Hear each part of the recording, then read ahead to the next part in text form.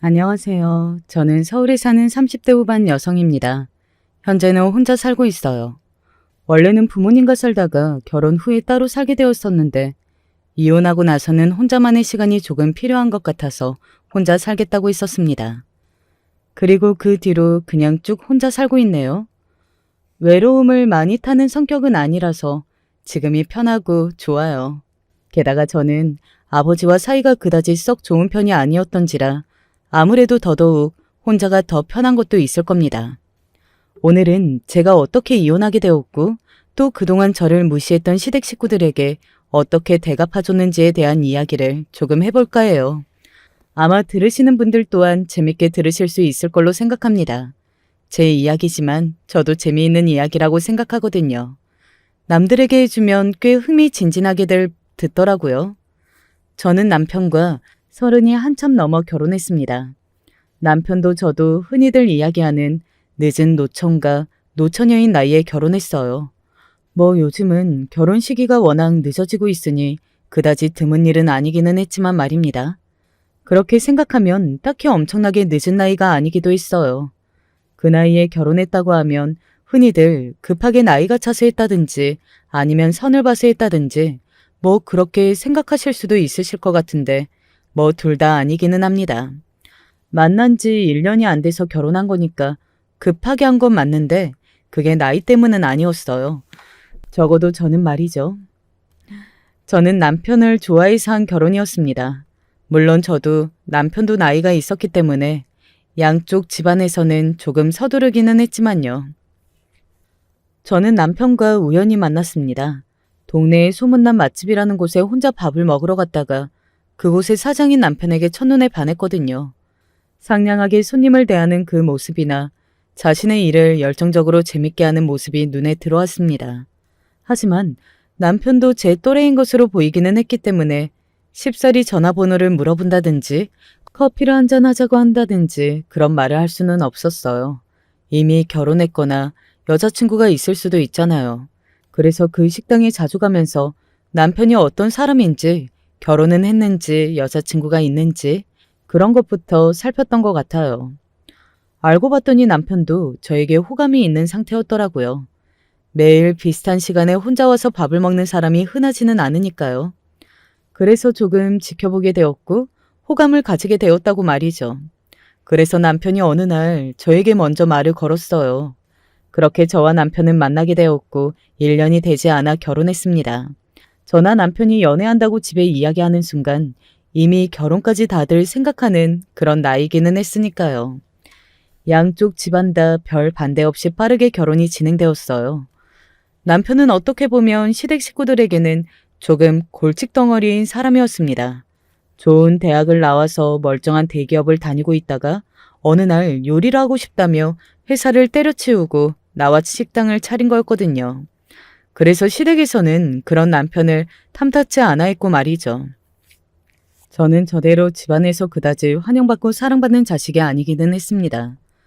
저는 소위 이야기하는 부잣집 딸이거든요. 그것도 굉장히 말이죠. 어린 시절부터 원하든 그렇지 않든 모든 것들을 가지고 누리며 살았습니다. 당연히 부모님의 뜻을 따르는 삶을 살았어야 했던 게 맞죠. 그만큼 부모님께 받은 게 많았으니까요. 하지만 저는 그 뜻을 따르지 않았어요. 가부장적인 아버지와 당연히 마찰이 많을 수밖에 없었습니다.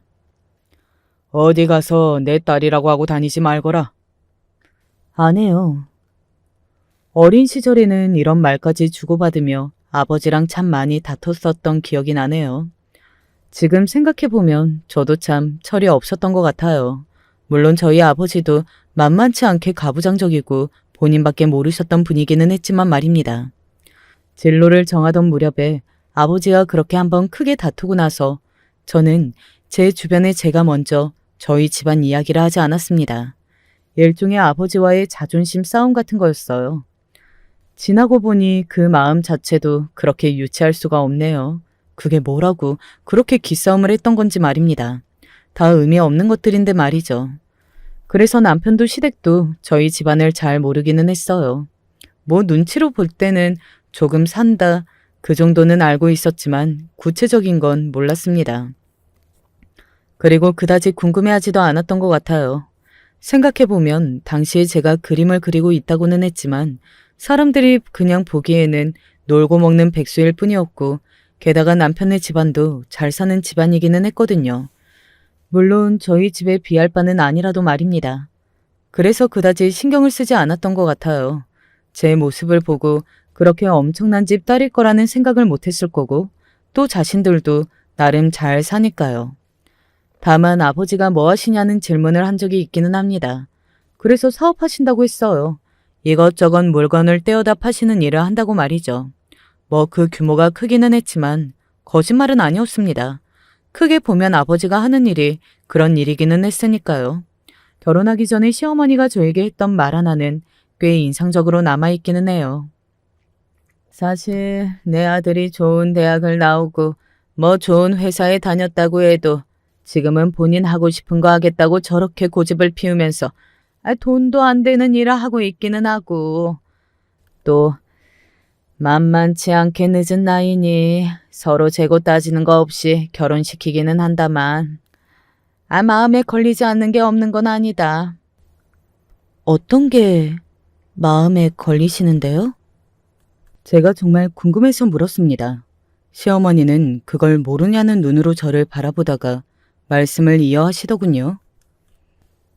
네가 나이가 있잖니. 남자야 별 문제 없지만 여자는 나이가 많으면 아무래도 아이를 가지고 낳는 게 무리가 있을 수 있으니까 결혼하면 지체하지 말고 뭐 신혼을 즐기니 이런 말도 안 되는 소리 하지 말고 아이부터 가져.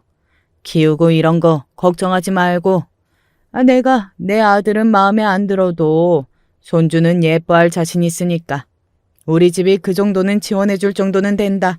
알겠지? 아이가 상당히 급하다고 말이죠.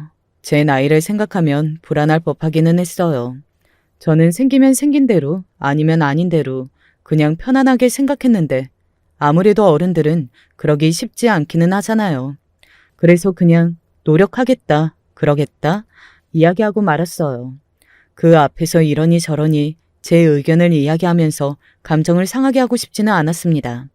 좋은 게 좋은 거라고 이왕 한 가족이 되는 거 서로 얼굴 붉힐 일이 많지 않은 게 제일 좋잖아요. 제 나름대로는 제 성격을 많이 죽이고 많은 것들을 받아들이며 하는 결혼이었어요. 원래 저는 부당한 말을 듣거나 그런 취급을 받으면 바로 제 할 말을 하는 성격이었는데 시부모님들이나 남편 앞에서는 많이 참았거든요. 여자가 어쩌고 한국에서 어쩌고 이런 말을 들을 때마다 속에서 울컥했지만 참았습니다. 그건 순전히 오롯이 남편이 좋았기 때문이었어요. 남편이 너무 좋으니까 그런 것쯤은 감수한 거죠. 남편과 헤어질 생각을 하는 것보다는 그런 것들을 참는 게 더 낫다고 생각했으니까요. 지금 생각해보면 왜 그랬나 싶기는 하지만요. 남편은 좋은 사람이었습니다. 아니, 좋은 사람이라고 믿었어요. 결혼하고 아이가 바로 들어서지 않자 저를 타박하는 시어머니 앞에서도 늘 제 편을 들어주었고 언제나 저를 위해줬으니까요. 참 사람 하나 잘 만났구나 이런 생각을 했었던 적도 있었습니다.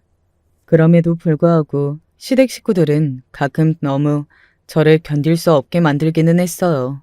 시어머니도 시어머니였지만 손 아래 동서가 너무 얄미웠습니다. 남편에게는 남동생이 하나 있었거든요. 그 남동생의 직업은 변호사였어요. 그리고 동서는 의사였습니다. 변호사 의사 커플이었어요. 시댁 어르신들의 자랑거리인 자식들이었던 거죠. 식당이나 하고 그림이나 그리는 저와는 달리 말입니다. 그리고 동서는 그걸 알고 이용하고 또 그걸로 저를 업신여기는 걸 즐기는 사람이었어요. 한마디로 굉장히 못돼 먹은 사람이었습니다.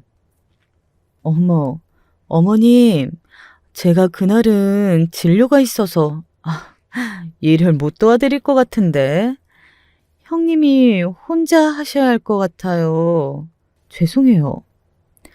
바쁜 애가 그런 것까지 신경 쓸 필요 없다. 아니, 그 사과를 왜 시어머니에게 하느냐고요. 일을 해야 하는 건 저인데 당연히 사과해도 저한테 해야 하는 게 맞는 거잖아요. 저는 그런 일을 하는 걸 아주 당연하게 생각했습니다. 저야말로 부모님과 함께 살 때는 손에 물 한 방울 묻히지 않고 살았던 딸이었는데 말이죠. 아마 동서보다 100배는 더 귀하게 컸을 거고요. 형님은 생활비는 대체 어디서 충당하시는 거예요? 예전에 모아둔 돈이 있어. 무슨 일을 하셨는데요? 그냥 회사 다녔는데, 그리고 할아버지가 주신 것도 조금 있고. 사실 조금이 아니기는 했습니다. 우리 집은 대대로 부자가 아니었던 시절이 없었을 만큼 원래 부자인 집이었거든요. 그래서 할아버지가 돌아가시기 전에 손주들에게 정리해 주신 재산의 규모도 상당했고 말이죠. 특히 늘 말동무가 되어주는 저를 아주 예뻐하셔서 저는 많이 받았었어요. 그거 얼마나 될 거라고. 비전 없이 그렇게 사시지 마시고 돈을 좀 버세요. 나름대로 벌고 있어. 그걸로 밥은 벌어먹고 살 정도가 돼요? 기본적으로 저를 상당히 무시하는 기조가 깔려 있었어요. 저는 자신보다 못 살고 못하고 그리고 무시해도 되는 사람이라고 생각하는 듯 했습니다. 그래서 제가 나온 대학을 처음 들었을 때 동서가 놀라하는 게 보였어요. 공부를 꽤 하셨네요? 저를 상당히 무시하고 있었던 게 느껴지는 표정과 말투였습니다. 뭐 그래도 그 이후에 달라지는 건 없었지만요. 본인이 더 좋은 대학을 나왔고 좋은 직장을 다니고 있으니 저는 무시해도 된다. 뭐 그렇게 생각하는 것 같았어요. 여러모로 시댁 식구들이 마음에 들지 않았지만 그래도 남편 하나만 보고 버틸 수 있었어요. 아이가 들어서지 않자 시어머니의 구박 아닌 구박이 점점 더 심해져 갔을 때도, 아이를 가진 동서가 저에게 아이 가진 유세를 떨 때도 남편만 보고 견뎠습니다. 아마 남편이 계속해서 저에게 그렇게 사랑만 줬다면 지금도 저는 그 거지 같은 집안의 며느리로 살았을지도 모르는 일이에요. 하지만 남편이 달라졌습니다. 오늘도 늦어? 요즘 식당 바쁜 거 알잖아. 자기도 봐놓고 왜 저럼 이렇게 철없이 징징거려? 아니, 징징거린 게 아니라 나는 오늘도 늦나 싶어서. 당연한 걸 물어보니까 그러지. 안 그래도 바빠서 정신없는 사람한테. 미안해. 짜증을 내는 일이 잦아졌고 집에도 거의 붙어있지 않았어요. 제가 무슨 이야기만 하려고 하면 바쁜 사람 붙잡고 그만 좀 하면 안 되냐며 성가신 표정을 지었고 말이죠. 남편마저 저를 무시하는 기분이 드니 자존감이 상당히 낮아지더라고요. 그리고 굉장히 우울했습니다. 저는 그때까지도 남편을 아주 많이 좋아했거든요. 정말 바빠서 그런 거라고. 그리고 이제 결혼한 지 3년이 지나가는데 어떻게 처음과 늘 같을 수 있겠냐고 스스로를 다독거리며 세뇌 아닌 세뇌를 시켰던 것 같아요. 남편과는 헤어지기 싫었으니까요. 하지만 그건 제 착각이었습니다. 남편은 바빠서 그런 것도 그냥 시간이 지나 예전 같지 않아진 것도 아니었어요. 이혼해라. 이런 상황을 보시거나 들으신 적 있으신가요? 저는 이혼 통보를 남편이 아닌 시어머니에게서 들었습니다. 이혼하자는 말을, 이혼이라는 말을 자기 엄마를 통해서 하는 남자. 진짜 저는 듣도 보도 못했어요. 갑자기 그게 무슨 소리세요? 아이 때문에 그러시는 거면. 아이 때문이 아니라고는 말 못하겠지만 그것 때문만은 아니다. 정은이도 너랑 이혼하고 싶어해. 내가 대신 말을 전하는 것뿐이야. 무슨 소리세요?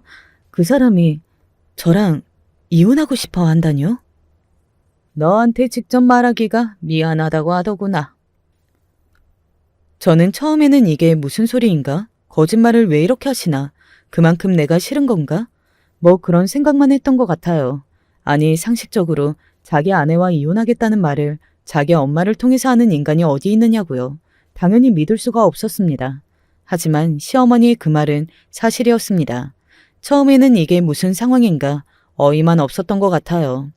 제가 시어머니에게서 그 말을 들은 이후로 남편은 집에 들어오지 않았고 무슨 일이냐 자꾸 묻는 저에게 어머니한테 듣지 않았냐는 말만 앵무새처럼 되풀이할 뿐이었습니다.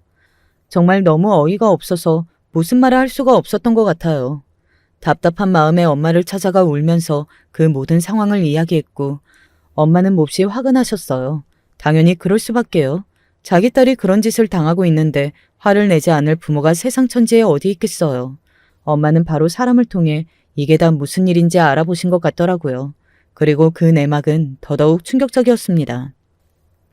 그 식당에 새로 들어온 젊은 여자 직원이라 바람이 났다더구나. 지금은 그 여자 집에서 지내는 것 같고.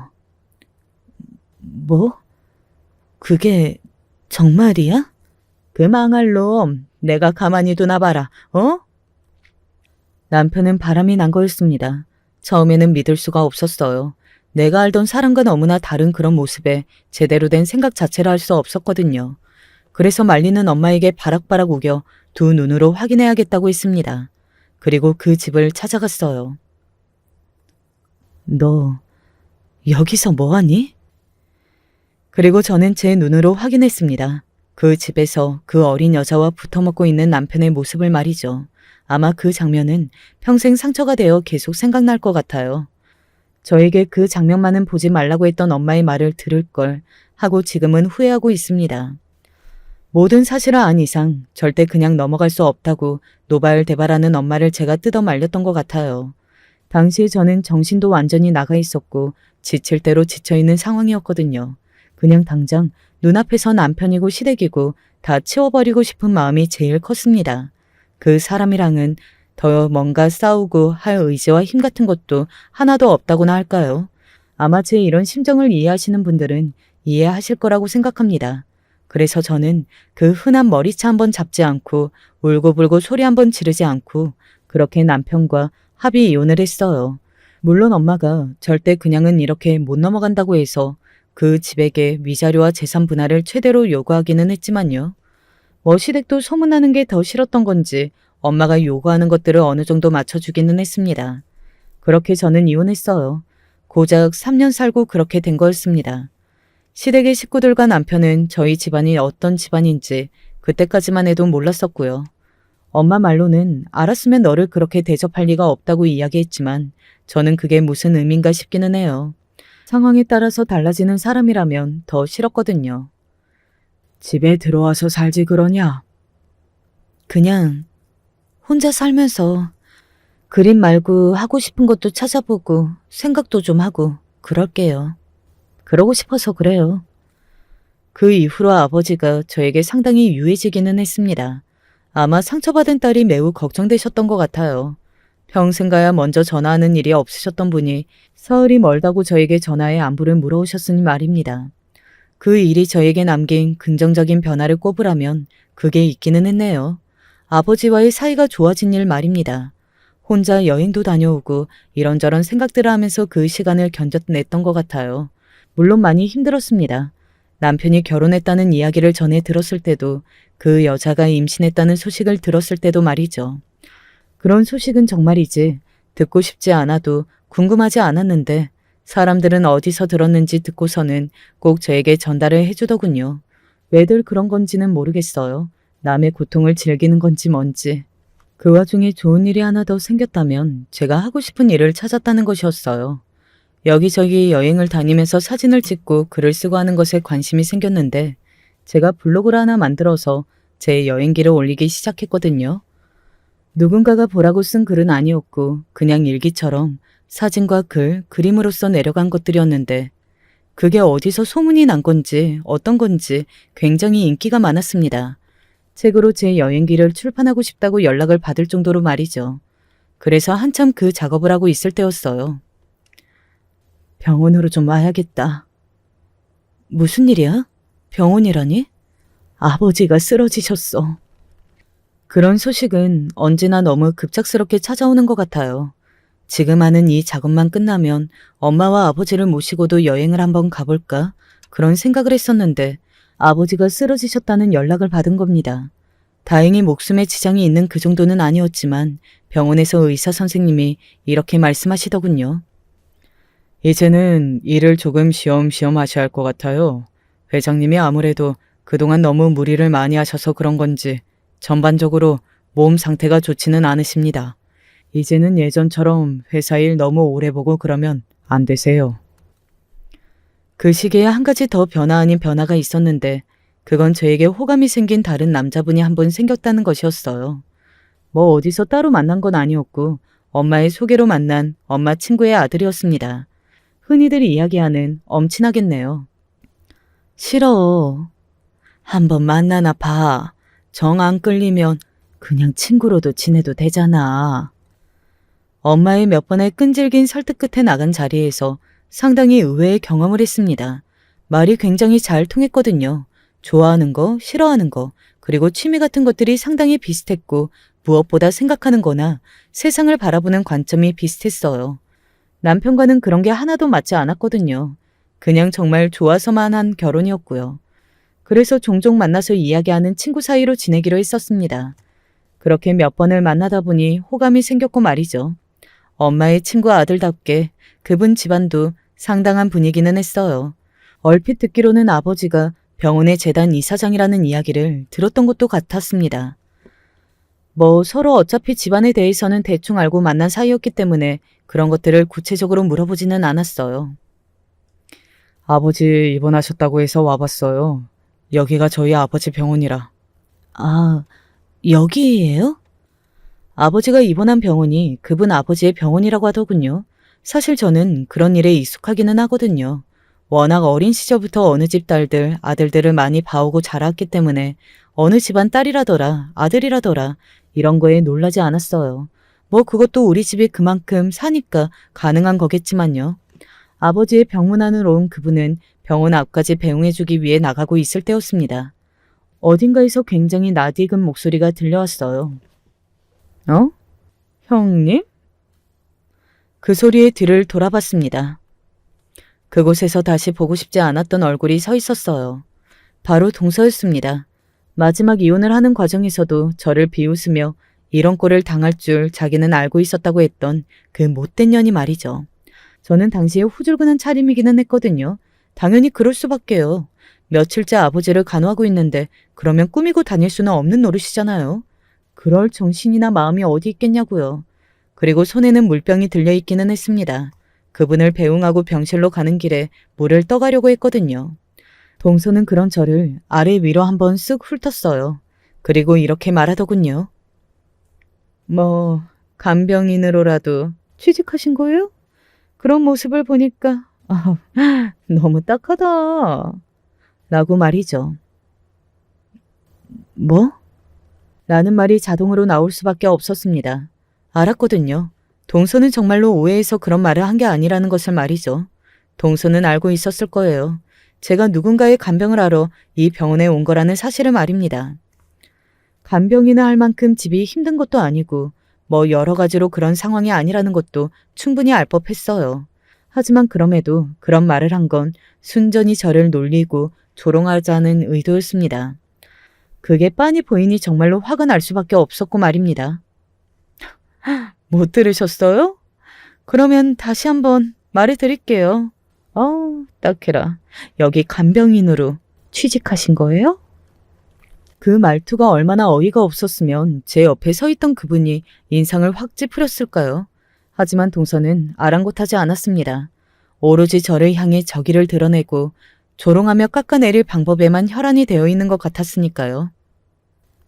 퇴근하는 것 같은데 그냥 갈 길 가. 뭐 반가운 사이라고 아는 척이야. 몰랐는데 동서가 그 병원에 다니는 것 같더라고요. 사실 저는 관심이 없었어서 동서가 의사인 것만 알았지 어느 병원 의사인 줄은 몰랐습니다. 그때 알았어요. 동서가 다니는 병원이 그 병원이라는 사실을 말이죠. 반가워서 아는 척한 건 아니니까 착각하지 마시고요.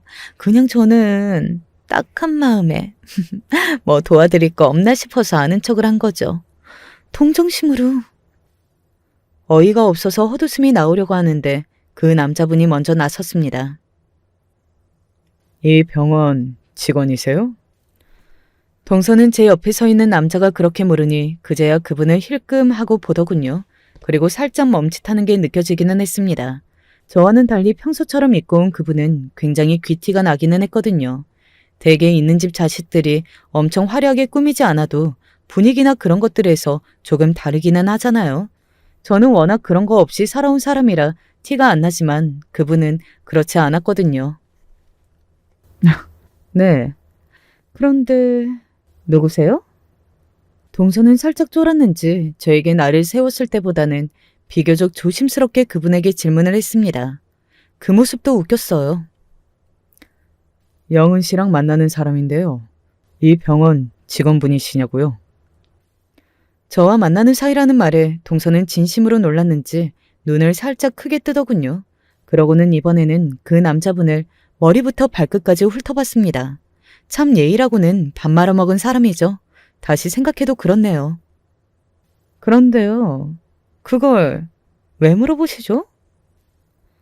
병원의 임직원이 병원의 환자 보호자에게 이렇게 시비를 걸고 다니는 게 옳은 행동은 아닌 것 같아서요. 동서는 그분의 그 말에 움찔하는 게 보이기는 했습니다. 전국을 찔리긴 했을 거예요. 이제 동서와 저는 가족도 아니고 우연히 만났다고 아는 척을 하면서 안부를 물을 사이도 아니었고 사실만 놓고 보면 그분이 한 말이 맞았으니까요.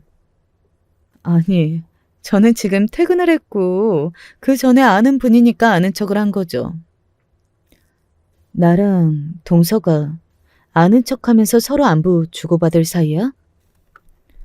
제 그 말에 동서가 다시 입을 앙다물었습니다. 그리고 화가 확 오르는 것 같은 게 눈으로 보였어요. 원래 동서는 화가 나면 자기가 하고 싶은 말을 다 하는 성격이거든요. 그래서 저에게 막말했던 적도 많고요. 물론 사람 가려가면서 말이죠. 그 부분이 정말 치졸하고 못돼 먹었다고 생각하지만요. 어쨌든 지금은 퇴근했으니까 병원의 임직원으로 이분께 아는 척을 한 게 아니에요. 그러니까 저 할 말 더 해도 될까요? 그쯤 되니 궁금하더군요. 대체 저한테 무슨 할 말이 있는 건지 말이죠. 그동안 할 말 못할 말 다 한 것 같은데. 도대체 동서가 나한테 할 말이 뭐가 있는데? 그냥 순수하게 잘 사는지 궁금한? 뭐 그런 질문이요. 내가 잘 사는지 아닌지가 왜 궁금해? 아주버님이랑 세영님은 잘 살고 계시거든요. 그래서 그 두 사람 볼 때마다 가끔 생각이 났어요. 형님은 어떻게 지내시는지? 그런데 지금 보니까 너무 안쓰럽게 지내시는 것 같아서 마음이 좀 쓰이네요. 그 누가 봐도 마음을 쓰이는 사람의 얼굴과 말투 그리고 말이 아니었습니다. 그때 내가 왜 저것들을 봐줬는지 후회가 밀려오더군요. 그냥 아버지 말처럼 다들 작사를 내놨어야 했던 건데 말이죠. 내가 어디가 안쓰러워? 병간호하는 게 쉬운 게 아니잖아요. 집이 여유로우면 간병인을 쓰면 될 텐데 직접 하시는 거 보니 그것도 아닌 것 같고. 그 부분에서 제 옆에 서 있던 그분이 고개를 갸웃하는 게 느껴졌습니다. 그분은 우리 집안이 어떤 집안인지 너무 잘 알고 있으니까 지금 동서가 무슨 말을 하나 싶었을 거예요. 그런 걱정은 안 해줘도 돼. 간병인 분도 있고 나도 하는 거니까. 제 앞에서는 괜히 허세 부리실 필요 없는데. 허세가 아니라 아니 지금 제가 이 대화가 하나도 이해가 안 돼서 그런 건데 전 동서분이라면서요. 그런데 이분이 영은 씨네 집을 몰라요? 일부러 물어본 것도 있을 테지만 정말 궁금하긴 했을 거예요. 어떻게 전 동서라는 사람이 우리 집안을 모를 수가 있는 건지 말입니다. 정말 궁금해하는 얼굴이었거든요. 형님 집을 제가 뭘 모르는데요? 동서도 갸웃하더군요. 아마 동서는 상상조차 못했을 겁니다. 제가 어느 집안 딸인지 그리고 지금 자신이 적대시하는 저 남자가 어느 집안 아들인지 말이죠. 모르는 게 좋을 텐데. 아니, 제가 뭘 모르고 뭘 모르는 게 좋아요? 그냥 형님네 집안은 조금 여유로운 정도의 평범한 집안 아니에요? 그러니까요. 그렇게 알고 있는 사람이 간병인이네 뭐네 하면서 저에게 말을 하는 건 그냥 명백한 조롱, 그 이상도 이하도 아니었던 거죠. 우리 친정 아버지가 땡땡 기업 회장님이셔. 그 순간 동서의 모든 행동이 정지해 있습니다. 마치 숨을 쉬는 것도 까먹은 사람 같아 보였어요. 아무 말도 하지 못하고 입만 뻐끔거리는 동서를 향해 말을 이어갔습니다. 일부러 숨기고 결혼을 한 건 아니었어. 당시에는 아버지랑 나랑 사이가 그다지 안 좋기도 했고 그러니까 내 처지에 대해서는 동서가 하나도 걱정해주지 않아도 돼. 우리 아버지가 여기 VIP 병동에 입원해 계시거든. 동서는 계속 어디에 혼이 나간 사람처럼 어버버 하더군요. 아니, 그게 지금 말이 돼요? 그런 거짓말은 왜 하시는 거예요? 거짓말이라고 믿고 싶었던 거겠죠. 거짓말 아닌데요. 영은 씨 아버지가 그 회사 회장님인 거 맞아요. 그분이 한 번 더 확인 사살하듯 동서를 향해 이야기했습니다. 그때였어요. 아가, 여기서 뭐하니? 다들 밖에서 기다리고 있는데. 또 한 번 듣기 싫은 목소리가 들려왔습니다. 들어보지 않아도 알 수 있었어요. 그건 시어머니의 목소리였습니다. 다시는 들을 일 없는 목소리라고 생각했었는데 말이죠. 어머니, 형님이 땡땡 기업 딸이라는 거 진짜예요? 그게 무슨 소리니? 시어머니는 그렇게 말하며 동서의 옆에 서서 제 얼굴을 바라봤습니다. 그리고 진심으로 놀라셨어요. 아마 시어머니도 거기서 이런 식으로 저와 마주칠 일이 있을 거라고는 한 번도 상상조차 못 해보셨을 겁니다. 네가 여기는 어쩐 일이니? 아버지가 입원을 하셨어요. 그래? 근데 와도 하필 이 병원에 왔니? 시어머니는 그렇게 이야기하며 굉장히 찝찝한 표정으로 저를 바라보더군요. 정말이지 어이가 너무 없어서 딱 뒷목을 잡고 쓰러지겠더군요. 제가 피해자잖아요. 그런데 왜 저를 탓하고 제가 피해야 하는 거냐고요. 가해자들이 눈치를 보고 저를 피해 다녀야 하는 게 맞는 거 아닌가요?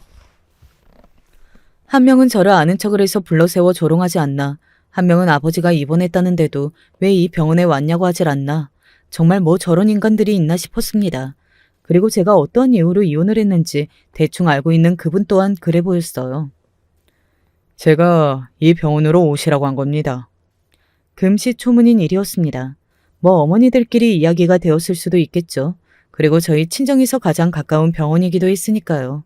시어머니는 그제서야 제 옆에 있는 남자가 눈에 들어온 듯 싶었습니다. 누구세요? 형님이 지금 만나고 있는 남자분이라는데요. 뭐? 시어머니는 아래 위로 그분을 훑어봤습니다. 아마 속으로 생각하기는 했을 거예요. 자기 아들보다 훨씬 더 잘났다고 말이죠. 그분은 가지고 있는 재산이나 학벌뿐 아니라 보이는 모습, 그러니까 생김새나 키 같은 것들도 남편보다 훨씬 나았거든요. 그 누가 봐도 말이죠. 아니, 어머니, 그게 중요한 게 아니고 형님이 땡땡 기업 회장님 딸이라는데 정말이냐고요.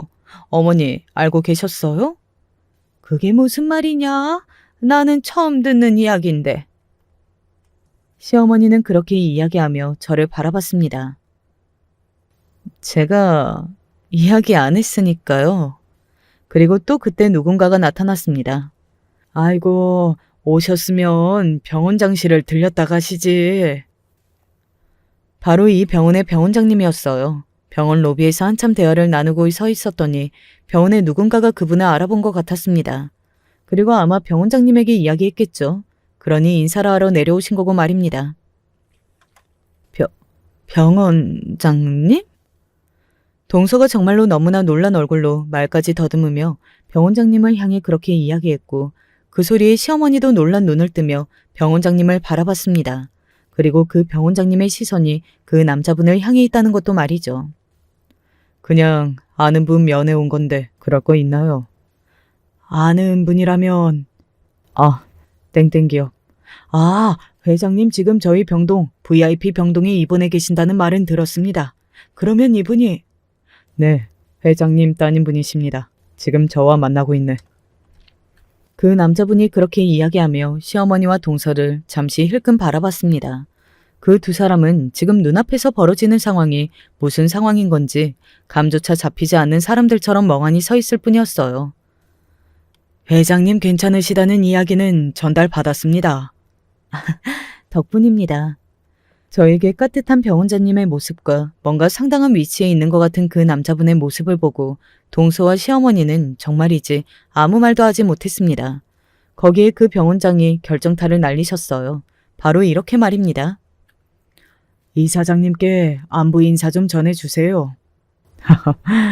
아버님이랑은 병원장님이 더 자주 보실 텐데요.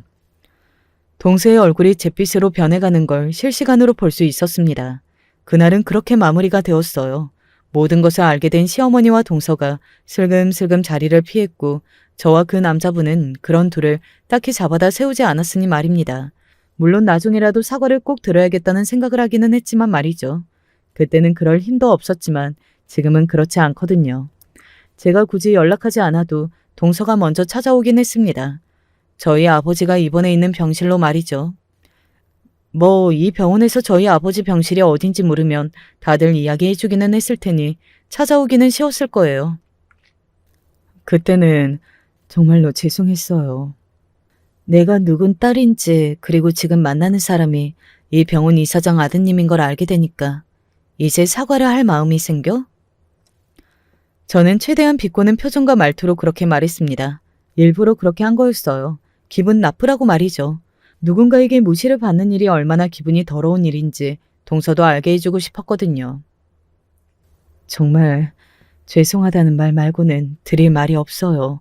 형님도 제 성격 아시잖아요. 고쳐야 한다는 생각은 하는데 쉽지 않아요. 정말 죄송합니다. 그날은 제가 너무 무례했어요. 그 날만? 제 그 대물음에 동서가 입을 꾹 다물더군요. 아마 그동안 본인이 저에게 했던 말과 행동이 머리를 스쳐 지나갔을 겁니다. 그리고 알 수 있었을 거예요. 본인이 어떤 사과를 해도 저는 받아주지 않을 거라는 사실을 말이죠. 나는 동서를 용서할 생각이 없어. 사과도 하는 건 동서 자유지만 받는 건 내 자유잖아? 나는 동서 사과 안 받을 거야. 제가 어떻게 하면 용서해 주실 건가요? 제가 무릎이라도 꿇을까요? 형님이 하라는 대로 다 하겠습니다. 제발 용서해 주세요. 동서는 그렇게 빌었습니다. 그리고 말끝에 이런 말도 했어요. 그 남자분께서 말 좀 제발 잘해주시면 안 될까요? 비웃음이 나왔습니다. 뭐 정말 반성하고 있을 거라고도 생각하지 않았고 그런 기대는 아예 없었지만 그렇게 노골적으로 티를 내니 정말로 비웃음밖에 나오지 않더군요. 그날 만났던 그 남자가 이 병원의 이사장 아들이라는 게 동서의 머릿속을 내내 떠나지 않았을 겁니다. 자신이 회사에서 혹시나 불이익을 받게 될 일이 생길까봐 벌벌 떨면서 저에게 온 걸 너무 알겠더군요. 결국 그것 때문에 온 거였네. 내가 그분이랑 결혼이라도 하면 내가 이 병원 이사장님 며느리 되는 건데. 동서, 이 병원 계속 다니는 거 괜찮겠어? 그런 제 말에 동서는 현실을 깨달은 듯 얼굴이 하얗게 질려갔습니다. 말을 더듬으며 이렇게 대묻더군요. 그분이랑 재혼하실 거예요? 라고 말이죠. 뭐 당시에는 그럴 생각이 없기는 했습니다만 아예 생각하지 않고 있었던 건 아니었어요. 구체적으로 말이 나온 건 없었고 아직은 만난 지 얼마 되지 않았기 때문에 그런 건 생각해보지 않았다가 더 맞을 겁니다. 그러면 뭐 심심해서 그냥 만나겠어? 나나 그 사람 같은 조건의 사람들이? 동서는 그제야 현실 파악이 조금 되는 듯한 얼굴이었습니다.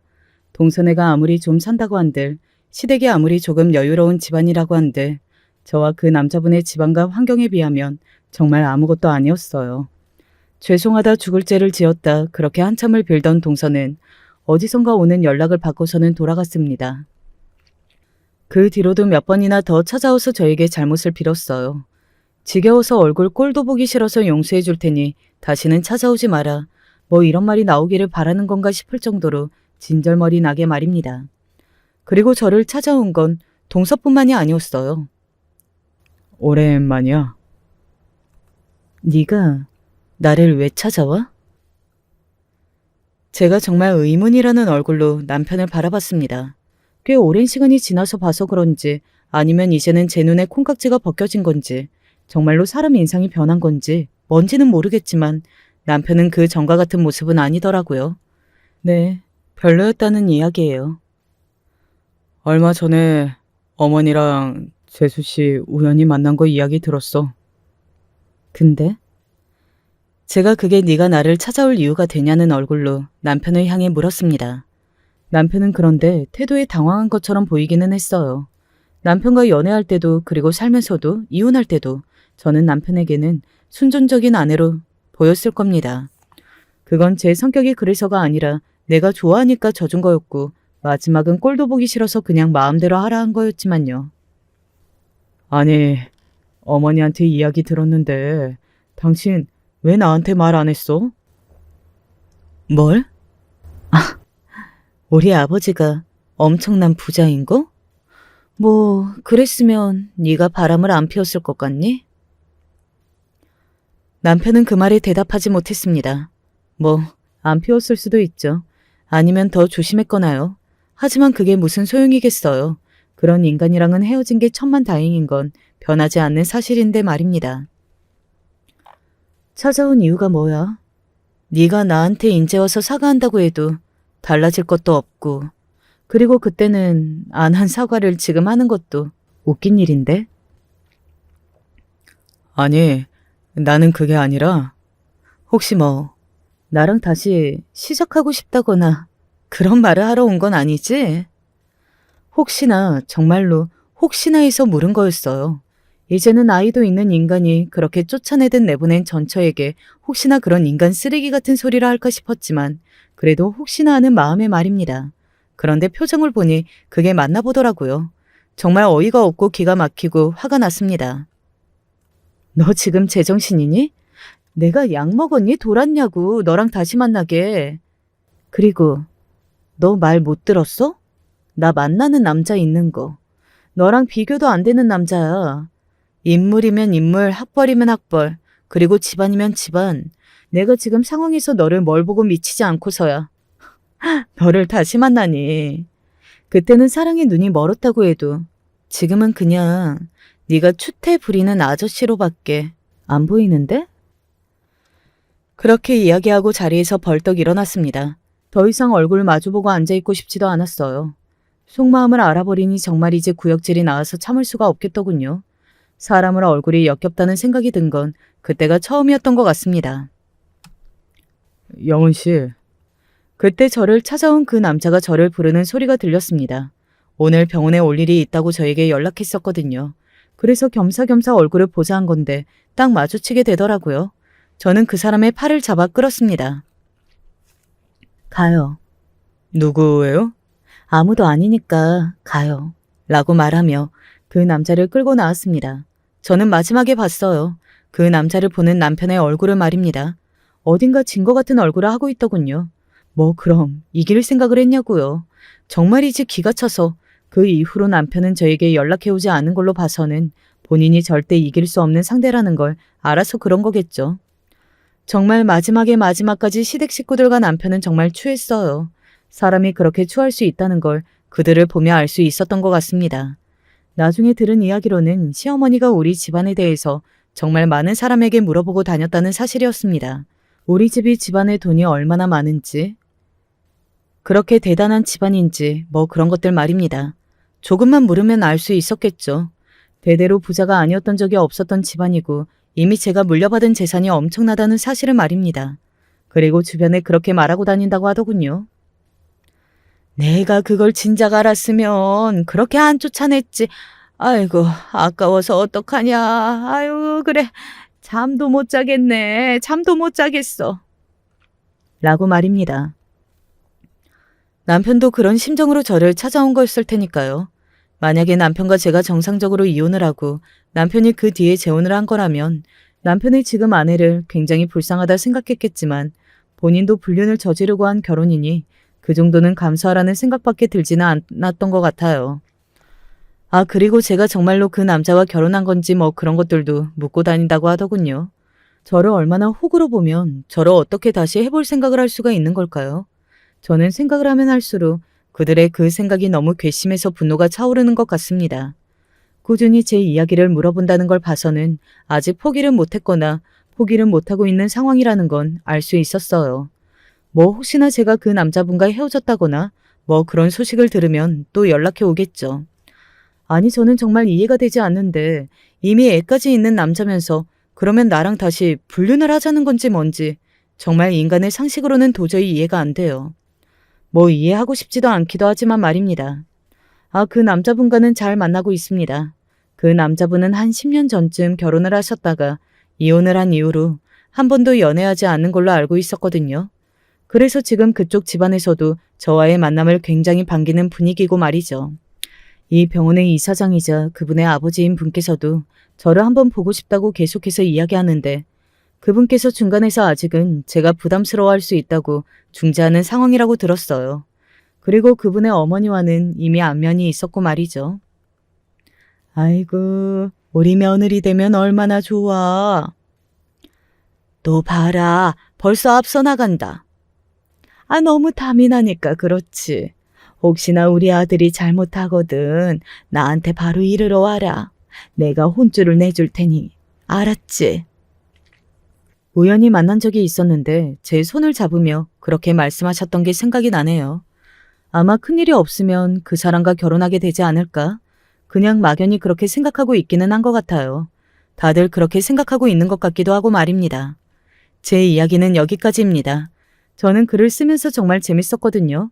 물론 중간중간 과거에 제가 당했던 일들이 생각나서 화가 나기도 했지만 그래도 지금은 이렇게 다 털어놓을 수 있는 게 다행이라고 생각하기도 하고 또 재밌는 이야기였다는 생각도 듭니다. 그만큼 제 상처가 많이 치유된 거겠죠. 저는 그랬는데 이 이야기 들으시는 여러분은 어떻게 들으셨는지 모르겠네요. 부디 재미있으셨길 바랍니다.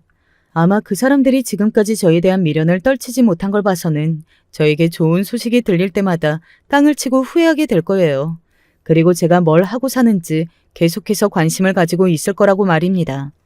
이런 상황에서 최고의 복수는 제가 더할 나위 없이 행복하게 사는 게 아닐까요? 그들이 더더욱 괴로워할 수 있도록 말입니다. 어제 아버지가 퇴원하셨거든요. 아마 앞으로는 일을 조금 쉬시게 될 것 같은데 이런 기회가 잘 없었으니 부모님을 모시고 가까운 곳이라도 여행을 다녀올까 합니다. 그분이 먼저 그러는 게 어떻겠냐 하더라고요. 본인이 함께 가겠다고 말이죠. 조금 고민하기는 했는데 그러자고 대답했어요. 잘한 것 같습니다.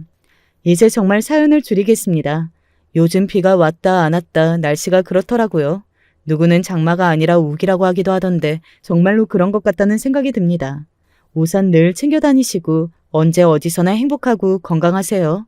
마지막으로 제 이야기 들어주셔서 감사합니다. 요즘 젊은이들도 삶이 힘들겠지만 제가 어렸던 시절에는 정말로 그날 목숨이 붙어있는 것만으로 겨우 감사하며 지내야 했던 때가 있었어요. 누구나 힘들게 살았고 다들 날카로웠던 그 시기에 우리 집에는 기적과도 같은 일이 있었습니다. 저는 일제강점기 시절에 태어났고 우리 집은 저를 비롯하여 총 6남매였어요. 큰오빠가 있었고 그 밑으로 언니들 셋, 그리고 저 다음으로 남동생까지 있었는데요. 제가 태어난 지 얼마 안 되어 나라가 해방이 되었기에 어른들은 무척 기뻐하셨고 그 다음에 남동생까지 태어나 얼마나 예쁨을 받았는지 모릅니다. 한창 아들이 귀하던 때 저와 11살 차인 큰오빠 밑으로 전부 딸만 낳게 되었고 한참 시간이 지나 막내둥이 남동생을 통해서 겨우 아들을 얻게 되었으니 말이에요. 나라가 뒤숭숭하던 시기여서 엄마와 아버지는 늘 힘겹게 먹거리를 구해와서 살아가셨고 아무리 해방이 되었다고 하지만 당장 이렇다 쉽게 살 길이 있는 것은 아니었어요. 우리 6남매를 낳고 나니 엄마 몸도 성하지 않아서 늘 아프다는 소리를 달고 사셨고 큰오빠와 언니가 늘 산에서 나무를 뜯어오고 동냥을 해서 겨우 먹거리를 만들어 먹곤 했어요. 당시 우리 집의 자랑이었던 큰오빠는 키도 큰 편이었고 다들 훤칠하고 미남이라는 소리를 했어요. 옆 동네에서도 사윗감이라고 눈여겨보는 아줌마들이 많았고 엄마에게도 오빠는 아주 큰 자랑이었습니다. 동네 사람들은 늘 엄마에게 오빠를 칭찬했었어요. 오빠는 한눈에 봐도 엄마를 쏙 빼닮은 얼굴에 눈도 부리부리했고 남자답게 다부지게 생겼다면서 여학생들도 많이 고백을 해왔었어요. 저도 나름 투박한 외모와 달리 미남인 오빠가 꽤 자랑스러웠는데요. 엄마와 아버지는 당시 19살이었던 오빠를 당연히 곧 장가 보내야 된다고 생각하고 있었고 누구한테 보내게 될지 여러모로 고민이 많으셨던 것 같아요. 그때는 해방을 겪은 직후란 상당히 뒤숭숭했나 봅니다. 사람들이 제대로 자리를 잡고 적응을 하기에 5년이란 시간은 긴 것도 짧은 것도 아니었는데 그때 저희 아버지는 먼 지방에 내려가 있어서 한동안 얼굴을 못 보고 있었습니다. 엄마 혼자 연락도 잘 안 닿는 아버지를 기다리며 마냥 아들의 혼사를 미룰 수 없어 곤란했다고 합니다. 결국 급히 주변에서 소개를 받고 사진만 대강 교환한 후에 혼사를 결정하셨어요. 그때는 누구나 그런 식으로 결혼을 했고 연애를 해서 직접 누군가를 골라서 간다는 건 흔치 않았어요. 적어도 우리가 살던 동네 쪽은 그랬기에 오빠는 엄마의 뜻을 따르기로 했던 것 같아요. 큰오빠가 드디어 장가를 가는 거야? 와, 신기하다. 그러니까 누나, 엄마도 바쁘고 다들 바빠. 형은 기분이 이상하대. 큰오빠가 드디어 장가를 간다니. 날짜를 잡아두고 다들 분주한 날들을 보내고 있었고 이제 막 8살이었던 저와 남동생은 집에 이런 분위기를 신기하게 보고 있었어요. 위의 언니들은 저와 나이 차이가 나서 그런지 잘 놀아주지도 않았고 매번 우리 남매들끼리만 놀았었는데요. 남동생과 노는 게 그리도 재밌었던 것 같아요. 그냥 소꿉놀이 하는 것도 흙 만지는 것도 모두 남동생과 함께하면 뭐든 재밌었습니다. 제가 가끔 영식아, 너는 가족 중에 누가 제일 좋니? 이리 물으면 누나. 라고 답해주던 사랑스러운 동생이었어요. 하지만 그렇게 시간을 보내던 중에 일상 전체를 무참히 짓밟아 쓸어버리는 일이 일어나게 되었어요. 바로 6.25가 터지게 된 것이었습니다. 그날의 엄청난 풍경은 너무나 혼란스러워서 제대로 기억나지도 않지만 익숙한 동네 사람들이 금방 사라지고 제각기 피난에 동참하느라 너무 정신이 없었어요. 엄마는 아버지도 없이 우리 6남매들을 다 챙기느라 거의 포기하다시피 힘들게 우릴 끌고 다니셨고 그 와중에 아이들 한두를 잃어버리거나 힘없는 노인들이 피난길에서 죽어나가는 것은 다반사였어요. 우리는 가는 곳마다 힘겹게 정착해서 겨우 우리 곁에서 주어지는 것들을 먹으면서 목숨을 연명했고 안 그래도 몸이 약했던 남동생은 갈수록 버티지 못하고 토해내며 처지더군요. 엄마, 영식이가 자꾸 토해. 영식이가? 잠깐만 보자. 영식아 괜찮니? 엄마, 나 몸이 아파. 너무 아파. 아이고, 이를 어쩌지? 몸이 불덩이네. 큰일이야. 엄마를 대신해서 제가 등에 업고 다녔었는데 저도 힘들었지만 동생의 기력이 빠지는 것을 느끼니 너무 슬프고 참담하게 느껴졌어요. 그때 전쟁이 얼마나 무서운 것인지 체감하게 되었어요. 이윽고 저는 이때 사람의 죽음이라는 것을 처음 체험하게 되었습니다. 엄마를 비롯하여 언니들과 오빠는 모두 힘이 없어 울 수조차 없었고 조용히 이 시간을 받아들이는 수밖에 없었어요. 정확히 언제 숨을 거둔지도 모르게 제 동생 영식이의 숨이 끊어진 것이었어요. 길어진 피난길에 다들 삐쩍 말라가고 멀쩡한 어른도 굶어 죽는 노릇을 보고 있자니 이건 드문 일이 아니었습니다. 그러나 그게 내 가족이라는 사실은 누구에게나 참담했을 것입니다. 엄마는 죽은 동생을 안고 울지도 못했고 저는 며칠을 동생을 내 등에 업고 다녔어요. 도저히 받아들일 수 없어서 완전히 바짝 말라버린 동생을 그대로 보내줄 수가 없어 포대기에 매어 안고 함께 다녔어요. 영순아, 영식이 이제 내려줘야지. 보내줘야 한다, 응? 그래야 영식이도 편히 갈 수 있어. 싫어요. 아직 안 돼요. 이대로 우리 영식이 못 보내요. 얼른 이리 내라, 응? 나중에 어른들의 만류에 어쩔 수 없이 이름도 모르는 곳에 동생을 묻어야 했어요. 하지만 동생을 묻으며 속삭였죠. 영식아, 다음 생에 꼭 다시 만나자. 우리 꼭 다시 누나 동생으로 만나야 해. 누나가 못 지켜줘서 미안해. 그 후 저희 가족은 완전히 지쳐 있었고 길고도 지독했던 피난길에 동생을 그렇게 보낸 후 시간이 지나 다시 원래 우리의 집으로 돌아오게 되었어요. 당시 큰오빠는 누군가가 우리 아버지를 보았다는 말을 듣고 같이 피하고 있던 동네 어른들과 함께 떼를 지어서 찾으러 갔고 곧 집으로 돌아오겠다는 말만 남기고 사라졌는데요. 완전히 폐허가 돼버린 동네였지만 겨우겨우 쓸만한 곳을 얻어서 엄마와 언니들, 저는 그렇게 하염없이 오빠와 아버지를 기다렸어요. 시간이 좀 지나긴 했지만 막내 남동생을 잃은 엄마는 여전히 어린 아가 있었고, 그러던 차에 언니들과 저는 얼른 오빠라도 돌아와서 정한 혼사라도 치르고 조금이라도 모든 게 가닥이 원래대로 잡히길 바랬어요. 그러던 차 갑자기 누군가가 집으로 뛰어드는 게 아니겠어요? 눈을 뜨이게 할 만큼 무척이나 좋은 소식과 그리고 믿을 수 없는 끔찍한 소식이 함께 들어오더라고요. 아버지? 언니의 목소리가 분명 맞는데 아버지를 외치는 소리에 놀래서 저도 뛰어나갔어요. 온 누더기를 뒤집어 쓰고 지쳐 보이는 아버지가 서 있더군요. 지친 우리에게 힘이 되었던 좋은 소식은 아버지의 등장이었어요. 당신, 아이고, 이제 돌아온 거예요? 몸은 괜찮아요? 아픈 데는 없어요? 다들 잘 지내고 있었어? 다친 데는 없어? 네, 우린 괜찮아요, 여보. 엄마는 그대로 뛰쳐나와서 아버지를 붙잡고 통곡을 했어요. 가족끼리 눈물의 상봉을 했죠. 하지만 한참 우리를 보고 있던 아버지는 전혀 웃지도 않고 엄마와 우리들의 얼굴만 자꾸 살필 뿐이었어요. 엄마는 아버지가 돌아왔으니 마음이 조금 놓이셨는지 큰오빠의 안부를 이야기했어요. 그런데 아버지의 반응이 뭔가 이상했습니다. 영훈이 얘기 못 들었어?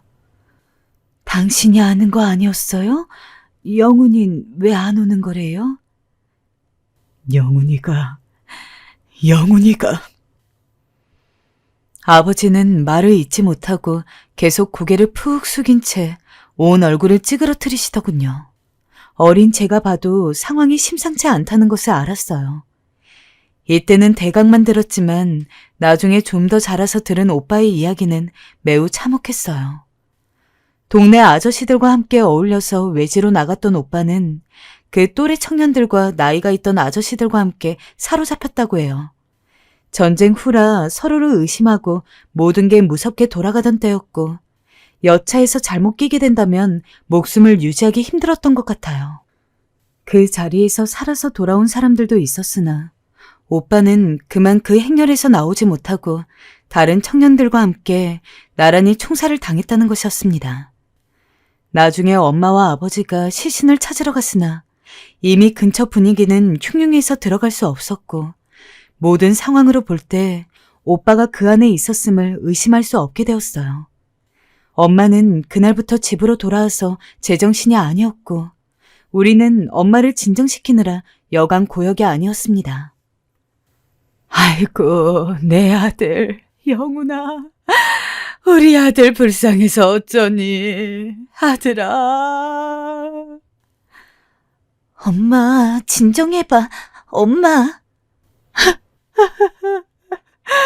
내 아들, 불쌍한 내 아들. 엄마는 매일같이 울어대셨고 아버지도 괴로웠는지 정신을 차리기 힘들어하셨어요. 아닌 초상에 우리 집에는 음습하고 슬픈 아주 무거운 분위기만이 가득했어요. 그도 그럴 것이 큰오빠는 엄마에게 있어서 큰 자랑이었어요.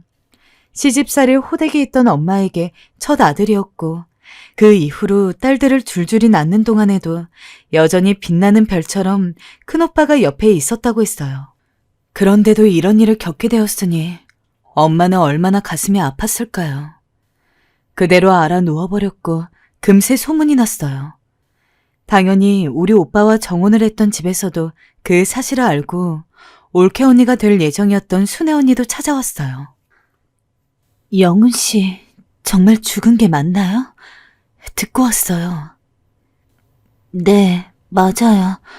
저희 오빠 죽었어요. 세상에, 이럴 수가.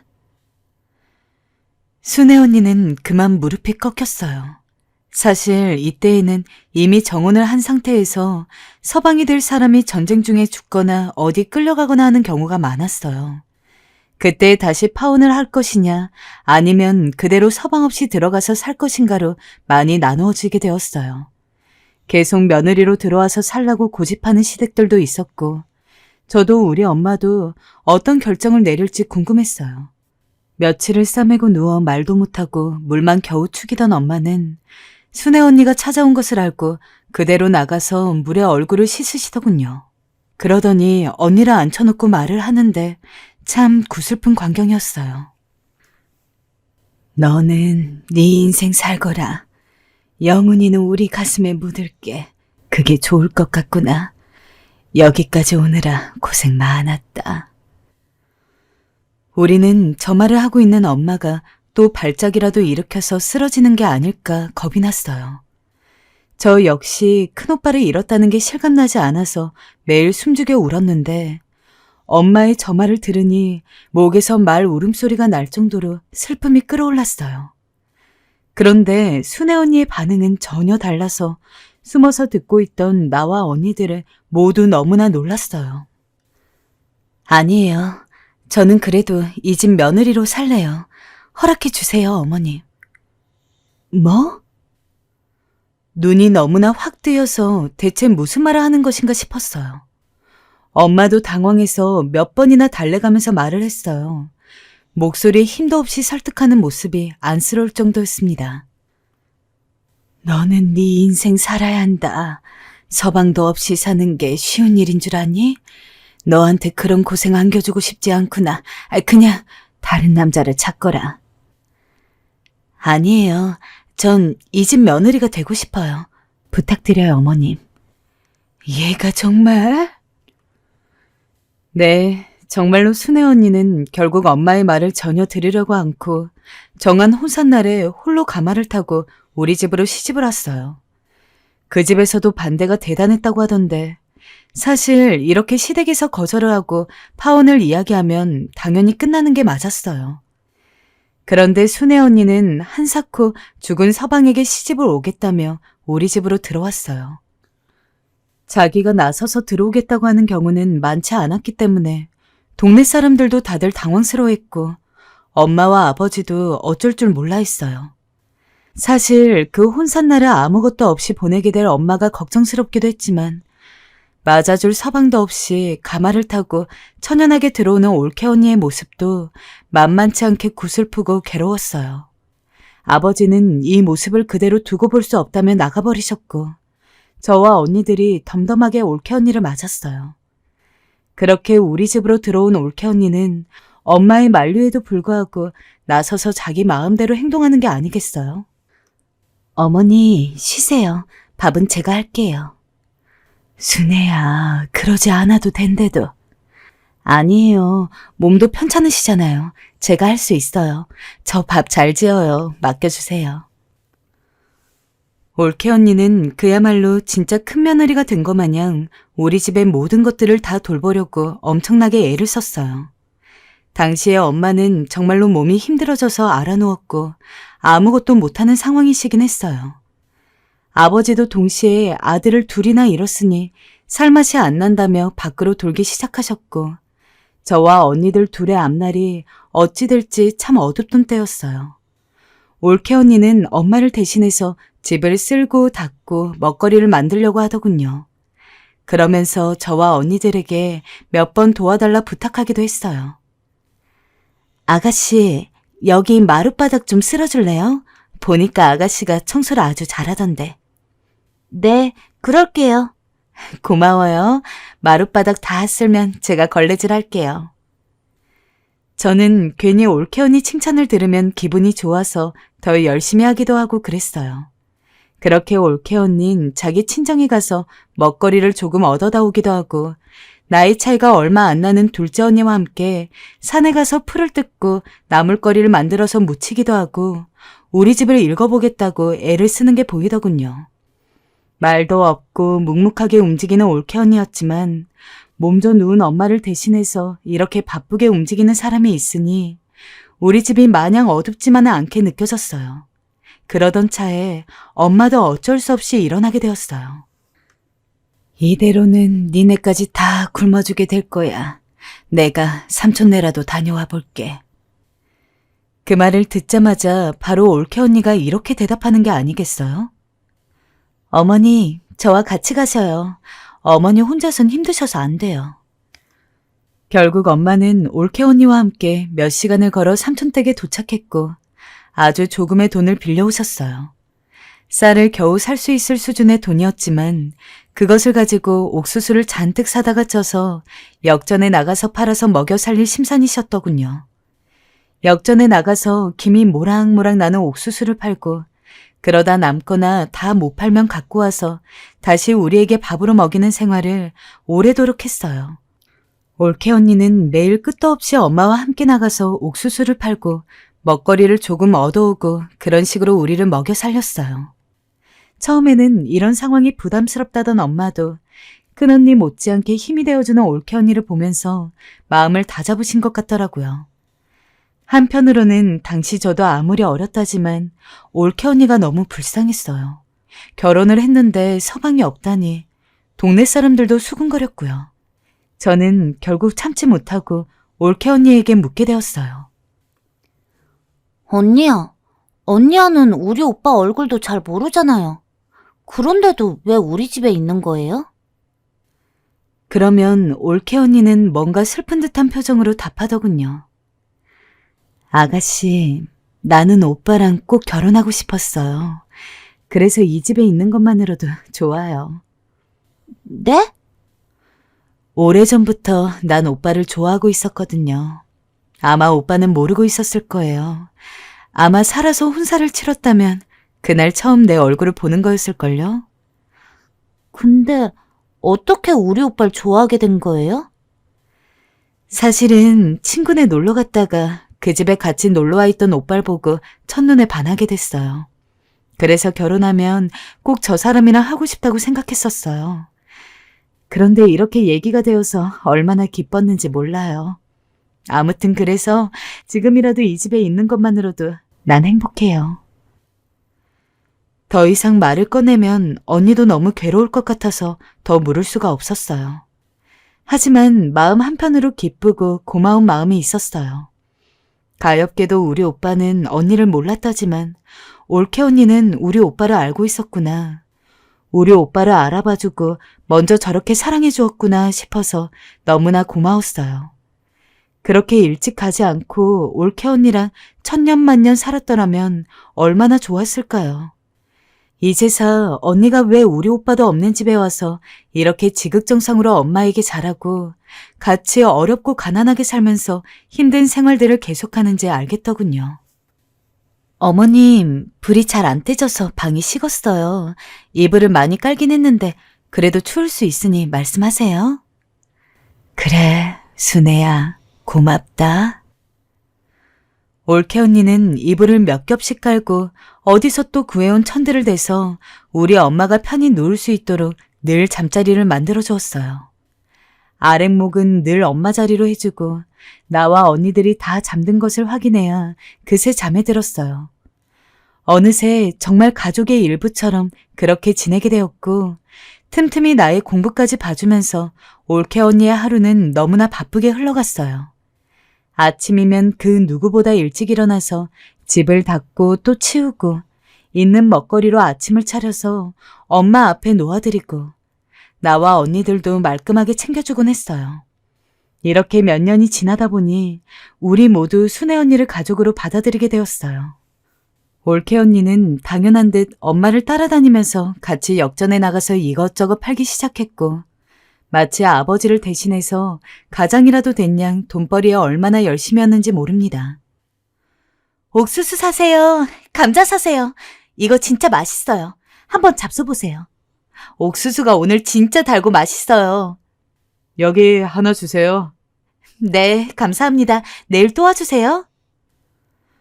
몸이 좋지 않은 데다가 평소 숫기도 없어서 아무것도 못하고 있던 엄마에 비해 올케 언니는 이렇게 해야 집안을 살린다는 각오가 있었는지 얼마나 강단 있게 잘 파는지 몰라요. 이듬해부턴 저도 여기에 같이 껴서 따라 나갔고 셋이서 함께 팔고 오곤 했어요. 그러다 보니 옆에서 같이 먹거리를 내놓고 있는 할머니들도 도와주면서 열심히 같이 팔아드렸어요.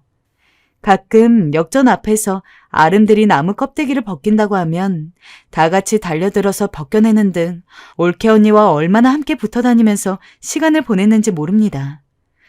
그렇게 어느덧 3년이 되려는 차에 엄마가 올케 언니를 다시 앉혀놓았어요. 순애야, 이제 나가거라. 다른 남자 만나서 시집 가거라. 이 말을 듣는데 건너방에서 얼마나 떨리고 무섭던지 저 말을 올케 언니가 받아들일까봐 겁이 났어요. 잘 지내고 있는데 왜 엄마는 또 올케 언니를 쫓아보내려는지 이해가 되지 않았어요. 올케 언니 역시 바로 받아치며 말하더군요. 어머니, 왜요? 저는 어머니 곁에 있고 싶어요. 하지만 엄마는 전에 없이 단호하게 야단치듯이 말했어요. 너는 아직 젊어. 과부로 살게 할 수도 없다. 내일 당장 짐 싸서 나가거라. 어머님, 진심이세요? 그래, 네가 안 가면 내가 널 직접 내쫓을 거야. 그런 상황 만들게 하지 말아라. 그 말을 하는 엄마의 목소리는 매서웠고 올케 언니는 고개를 푹 숙였어요. 정말 안 될까요? 좀 전에 네 어머니가 왔다 가셨어. 어머니가요? 그래, 딸을 돌려달라 간곡히 부탁하시더구나. 나로서도 너를 여기 두는 건 아무래도 못할 짓 같다. 이제 가거라. 그간 고마웠다. 올케 언닌 그 다음날 정말 떠났어요. 엄마는 며칠간 무척이나 괴로워하셨어요. 오빠를 잃었던 때와 다름없을 정도로 알아누우셔서 언니들과 제가 번갈아가며 죽을 끓여다가 먹여드려 했어요. 저는 올케 언니와 가장 정이 많이 들었기 때문에 인사도 제대로 못하고 그렇게 보내게 된 것이 무척 슬펐어요.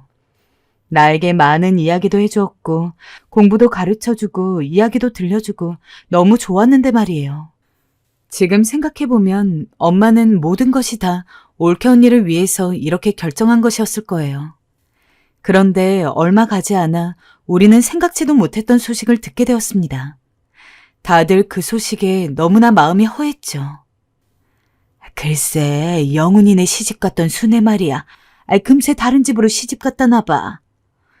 근데 그게 뭐 흉인가?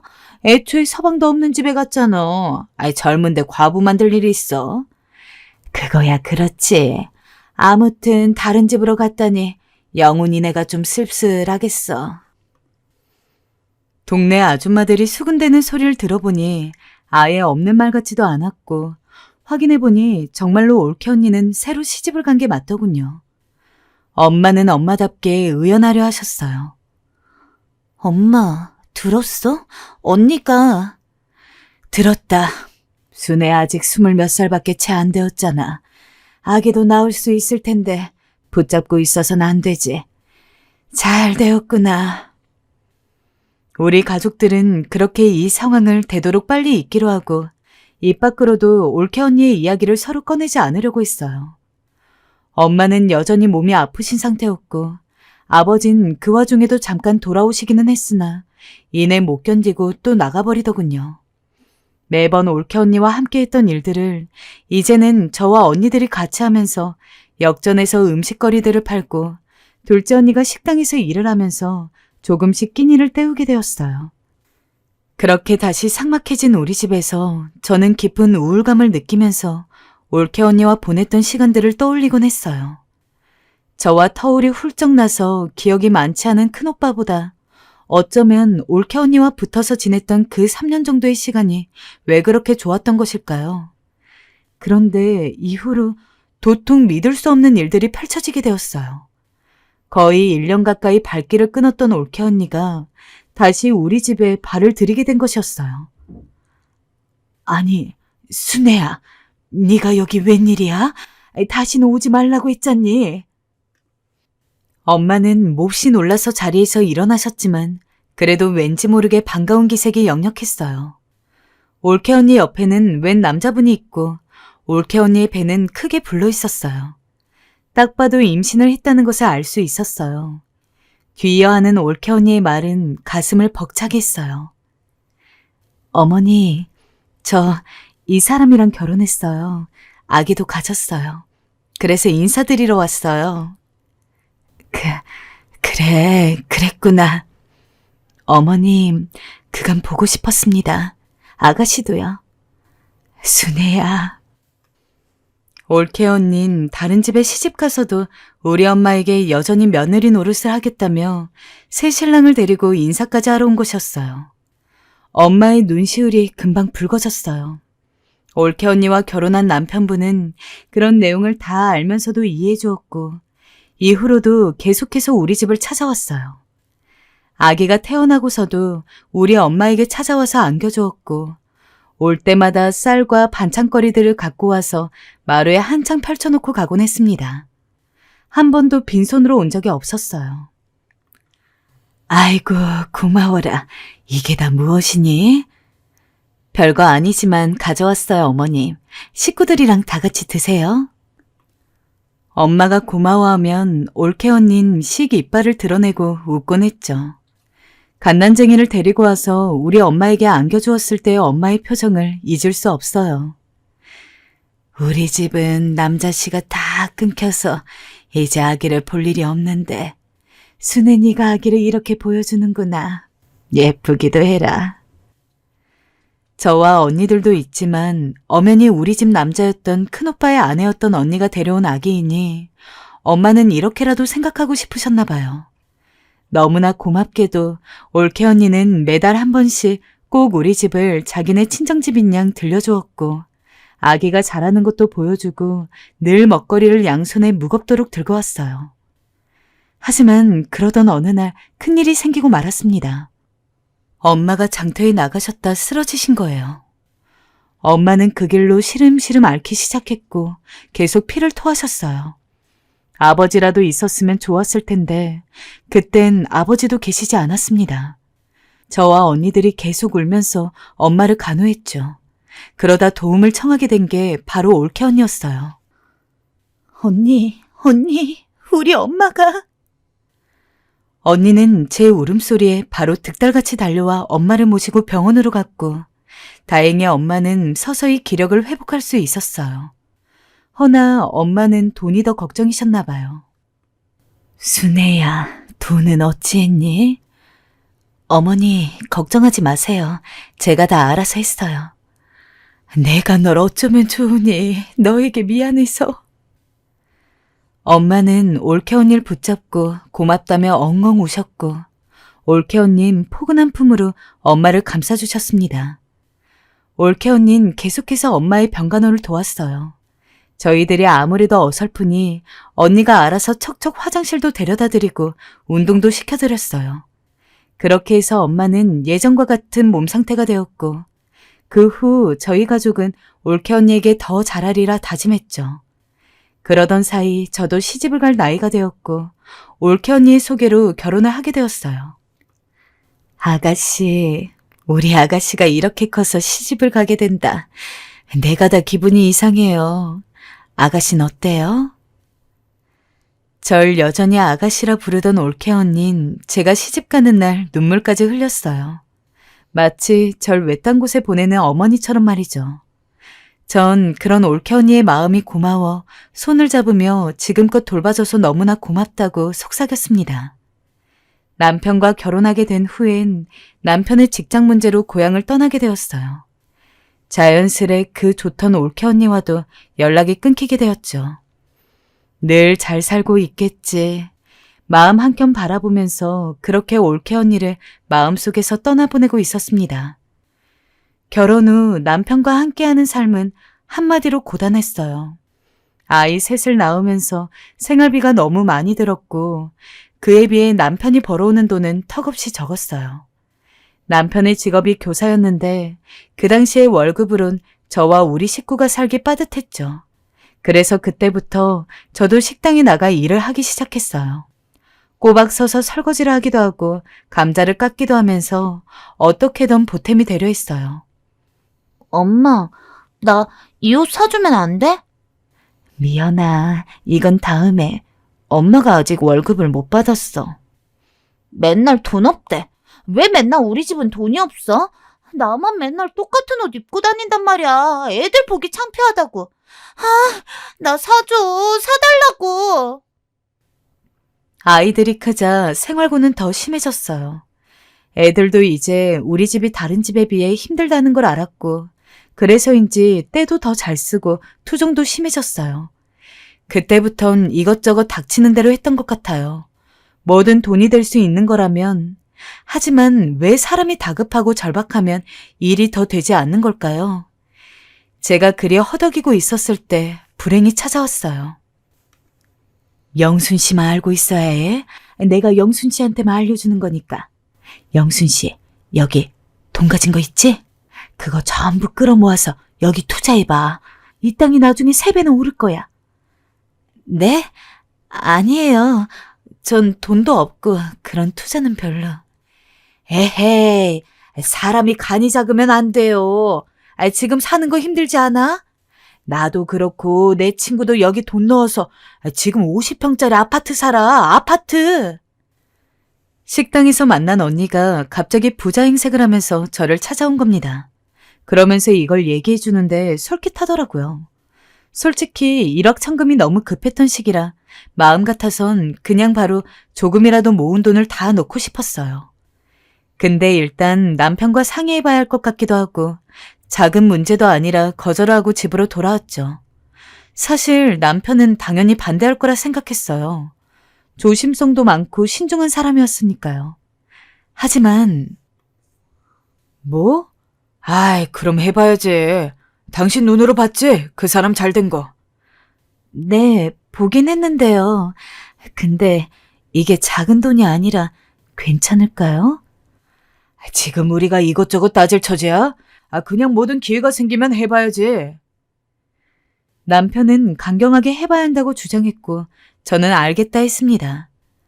하지만 예상하셨겠지만 얼마 후 그 언니에게선 연락이 없었고 먼지처럼 사라져버렸어요.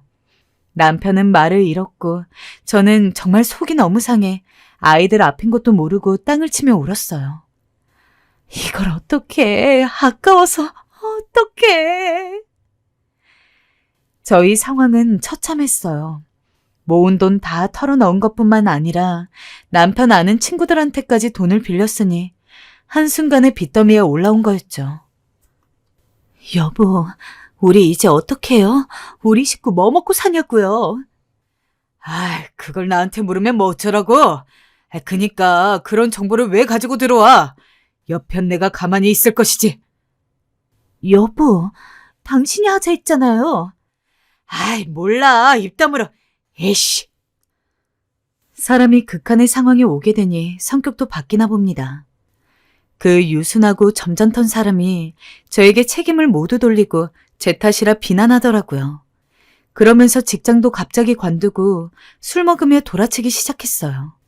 아마 다시 돌이켜봐도 그때만큼 힘들었던 때가 없었던 것 같아요.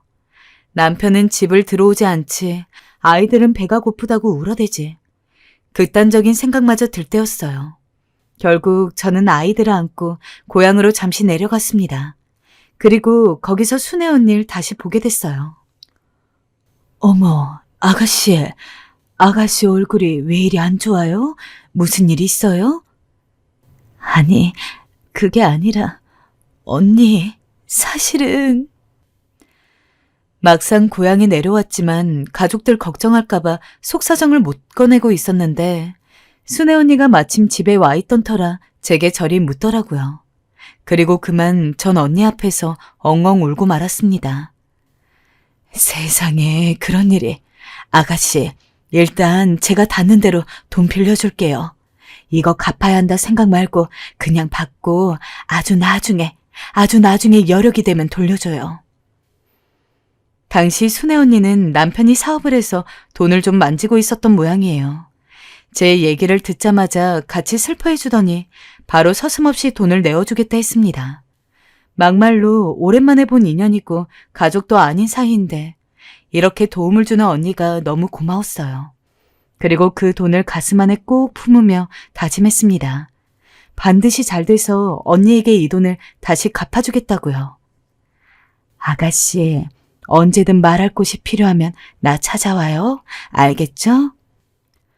순애 언닌 고향 같은 말투로 그리 마지막까지 절 달래주었어요.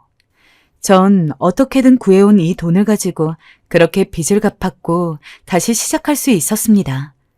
빚이 사라지자 남편도 미안하다며 다시 집으로 돌아왔고요. 신은 견딜 수 있는 고통만 준다는 말, 그 말이 문득 생각났는데 정말 그 말처럼 제가 인생의 막다른 길에 있었을 때 언니가 저에게 하늘의 천사처럼 내려와 도움을 주더군요. 그 후에도 당연히 애 키우느랴 돈 벌랴 정신없이 살았습니다. 가끔 고향에 내려가면 가족들도 보고 언니도 가끔 보곤 했지만 금방 또 일하러 올라와야 해서 많은 얘기를 나누진 못하고 돌아오곤 했죠. 그래서 늘 아쉬움이 컸습니다. 살아가는 동안 힘든 일이 없었다면 거짓말이었겠죠.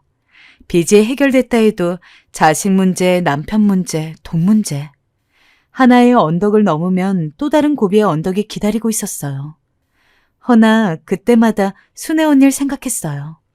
어떻게든 그 전쟁통 같은 시절에 저희를 먹여 살리기 위해 옥수수를 팔고 감자를 팔았던 언니처럼 강해지자고 또 한 번 힘을 내자고 생각했어요.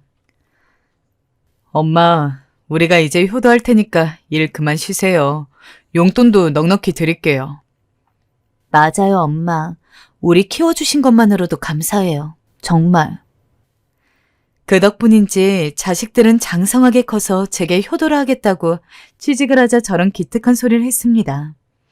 어렸을 때 속 잔뜩 썩였던 아이들이 모두 멋들어진 모습으로 커서 대학도 가고 장가도 가는 모습을 보니 그간의 세월이 한편으론 조금 무상하기도 했어요. 왜인지 모르겠지만 마음 한켠이 헛헛하기도 하고 그러던 중 갑자기 따스한 정을 주었던 올케 언니가 생각이 나더라고요. 늦었지만 올케 언니에게 돈도 갚고 싶었고 언니 얼굴을 마주보며 고맙다는 말도 하고 싶었어요. 하지만 제가 순애 언니를 찾아갔을 땐 언니는 이미 많이 아픈 상태였어요. 아가씨 왔어요? 언니. 이미 언닌 시한부 선고를 받은 지 오래였고 힘겹게 숨을 쉬고 있었죠. 아가씨 와줘서 고마워요. 아가씨 얼굴 보고 싶었는데. 저는 그만 언니 앞에서 울음을 참지 못하고 엉엉 울어버렸어요. 왜 하필 이 시기에 언니를 만나게 된 건지, 왜 이제야 언니를 찾게 된 건지 스스로가 원망스럽게 느껴졌어요. 허나 언닌 그 모든 마음을 안다는 듯 그저 편안한 얼굴로 제 볼을 쓰다듬어주며 고맙다는 말만 반복했어요. 정작 고마운 건 저였는데 말이죠. 그렇게 올케 언니와 귀중한 하루하루를 보내고 있던 어느 날 순애 언닌 아무도 모르게 조용히 세상을 떠나고 말았습니다. 올케 언닌 살아생전 저희 가족을 위해 많은 일을 했어요. 가난했던 우리 집을 먹여 살렸고 큰 병에 걸려서 우리 엄마가 세상을 떠나게 될 때에도 남편분과 함께 찾아와서 엄마의 장례까지 치러주었고 빚에 허덕이던 절 도와주었고 일찍 엄마를 떠나야 했던 큰오빠와 남동생이 보내준 천사가 아닐까 싶을 정도로 그렇게 오래도록 우리 가족 곁에 있어 주었어요. 오빠만 죽지 않았더라면 진짜 올케 언니를 우리 가족으로 데리고 있으면서 사이좋게 지낼 수 있었을 텐데 이런 아쉬움이 컸지만 그런 마음을 알기라도 하는 듯 매번 빠지지 않고 모든 경조사를 챙겨주고 며느리 노릇을 야무지게 해냈던 올케 언니. 제가 지금의 남편을 만나 결혼을 할 때에도 모든 과정을 도와주고 저의 언니들보다 저를 더 잘 챙겨주었던 올케 언니. 먼저 세상을 떠났지만 저는 올케 언니가 세상을 떠날 때 우리 엄마가 가실 때보다도 더 울었던 것 같습니다. 그곳에서는 부디 큰오빠를 만나서 며느리 노릇도 올케 노릇도 잘 해놓으라고 말해보길 바라게 되더군요. 나는 누가 나에게 시킨다고 해도 올케 언니와 같은 인생을 살 수는 없을 것 같아요. 다들 그렇지 않나요? 내 인생에서 올케 언니와의 만남은 큰 기적이었고 축복이었어요. 전쟁이라는 아픔이 모든 것을 망쳐놓았지만 그 사이에서도 올케 언니가 피워낸 예쁜 꽃들을 보면서 용기를 내며 열심히 살아왔던 것 같습니다. 큰오빠를 잃은 슬픔이 컸지만 오빠로 인해 올케 언니라는 인연을 만날 수 있었으니 그 또한 감사히 여기고 싶어요.